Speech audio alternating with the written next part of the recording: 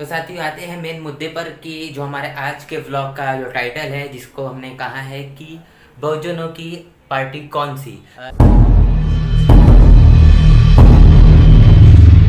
साथियों अभी मैं आया था के इधर, अभी हम चल रहे हैं, हमारे कार्यकर्ता है उनके यहाँ, जो उनके यहाँ शादी का प्रोग्राम है, तो अभी उनके यहाँ जाना ज़रूरी है, तो उनसे मुलाकात करके आते हैं। और फिर जो काम है, हमको सिद्धार्थ भाई के पास में जाना था, तो उनका जो काम है हम बहुत दिन से कर दे के रखे, तो वो कंप्लीट हुआ नहीं, तो उनसे भी जाके मुलाकात करनी। तो चलिए चलते हैं।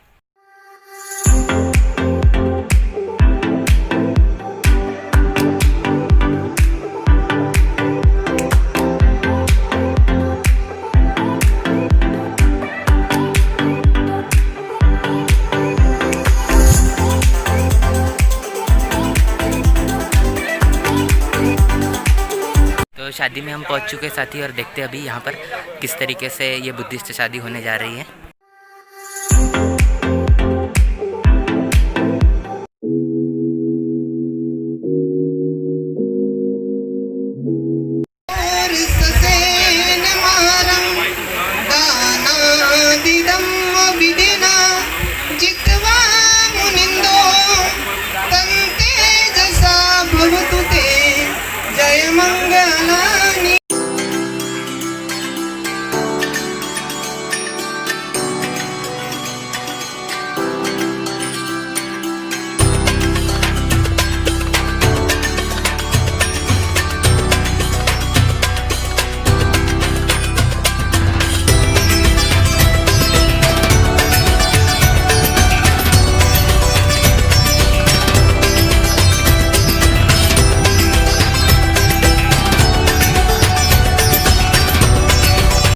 साथियों हम अभी बुद्धिस्ट शादी से निकल चुके हैं, और काफ़ी अच्छा खाना रहा और काफ़ी अच्छा अरेंजमेंट रहा। जो हमारे सेक्टर के इंचार्ज थे, इनके यहाँ पर ये शादी थी, और जहाँ पर हमको अपना समय देना ज़रूरी था, तो अभी यहाँ से अभी हम निकल चुके हैं।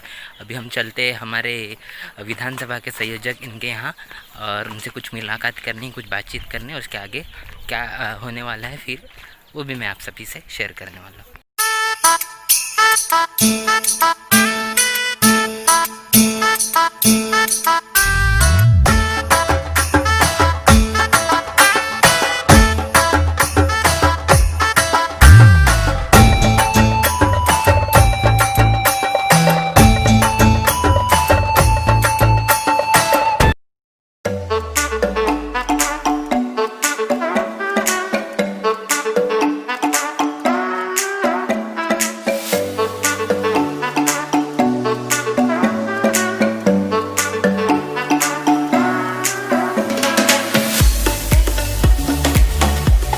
साथियों हम पहुंच चुके हमारे गोंदिया विधानसभा के संयोजक इनके यहाँ। अभी हम इनके यहाँ आए हैं इनसे मुलाकात करने, लेकिन हमारे जो संयोजक साहब है वो अभी यहाँ पर नहीं हैं अपने घर पर, वो किसी काम से बाहर गए हुए हैं, तो शायद तक हमें शाम तक वो मिल सकते हैं। अगर वो हमको मिलते हैं तो ज़रूर मैं आपसे उनकी मुलाकात करवाऊँगा। अभी हम इनके यहाँ आए हैं, थोड़ी बातचीत चली है, और उसके बाद में अभी हम चलते हैं कई दूसरी जगह जहाँ पर हमको जाना है।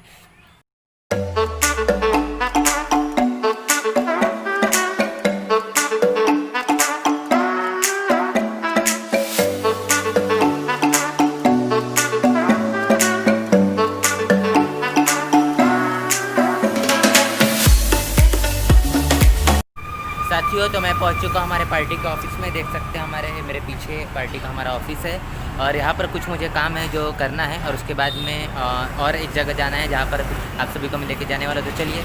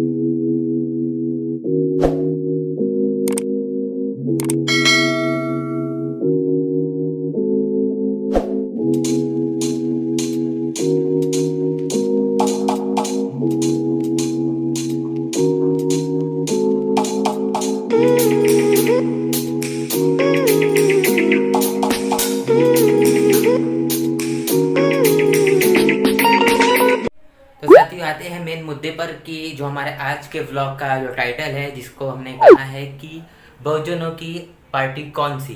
तो साथियों, बहुजनों की पार्टी कौन सी, इस अगर सवाल का जवाब अगर हम देखें तो हमें नज़र आता है कि पूरे देश के अंदर में ऐसी काफ़ी सारी पार्टियां हैं जो बहुजन समाज से आने वाले लोग चला रहे हैं। लेकिन मुख्यतः बात ये आती है कि जब बहुजन समाज की बात आती है, जो संख्या के अंदर 85% है, तो ऐसे बहुजन समाज को अपना सच्चा नेतृत्व अगर ढूंढना है तो इसे देखना, परखना होगा, समझना होगा कि इस पूरे के पूरे विचारधारा को, इस पूरे के पूरे आने वाले समय को जो चलाते आ रहा है, जो बाबा साहब के बाद का समय है। तो बाबा साहब के बाद के समय के अंदर में हमको सिर्फ और सिर्फ एक ही जो पार्टी हमें समझ में आती है, जो बाबा साहब ने अपने राइटिंग एंड स्पीचेस के अंदर में बाबा साहब कहते हैं कि हमारे देश के अंदर में बहुजनों की एक राष्ट्रीय पार्टी होना चाहिए, उसका एक झंडा होना चाहिए, उसका एक निशान होना चाहिए, उसका एक नेता होना चाहिए। अगर इस बात के ऊपर में अगर हम सोचे तो हमें पूरे देश के अंदर में सिर्फ एक ही पार्टी नजर आती है, जिस पार्टी का नाम बहुजन समाज पार्टी है साथियों, जिसका जो झंडा है वो नीला है, जिसका निशान है वो हाथी है, और जिसकी नेता परम आदरणीय बहन कुमारी मायावती जी है। तो ऐसा एक राष्ट्रीय पार्टी है जो पूरे देश के अंदर में काम कर रही है। पूरे देश में तीसरे नंबर की पार्टी हमें नजर आती है, जिसका घोषणा पत्र और कुछ नहीं तो इस देश का संविधान है। साथ ही इस देश के अंदर में समता मूलक समाज की निर्मित करना और आर्थिक मुक्ति का आंदोलन चलाने का काम बहुजन समाज पार्टी का है। फुले शाह बाबा साहब के अधूरे सपने को पूरे करने का काम बहुजन समाज पार्टी का है। तो हमें सही मायने में समझ में आता है कि हमारी अगर कोई हितैषी पार्टी है या बहुजनों की हितैषी अगर कोई पार्टी है, तो सिर्फ और सिर्फ बहुजन समाज पार्टी है साथियों। तो साथियों, मैं घर पहुंच चुका हूं और बारिश आ रही थी और बारिश के कारण थोड़ा मैं भीग भी चुका हूं। तो चलिए कोई बात नहीं, ये व्लॉग आपको अगर पसंद आता है तो इसे लाइक ज़रूर करिएगा, कमेंट करिएगा और शेयर ज़रूर करिएगा। और आप अगर मेरे इस व्लॉग को पहली बार देख रहे होंगे तो इस चैनल को सब्सक्राइब ज़रूर करिएगा साथियों। और तब तक के लिए जय भीम, जय भारत।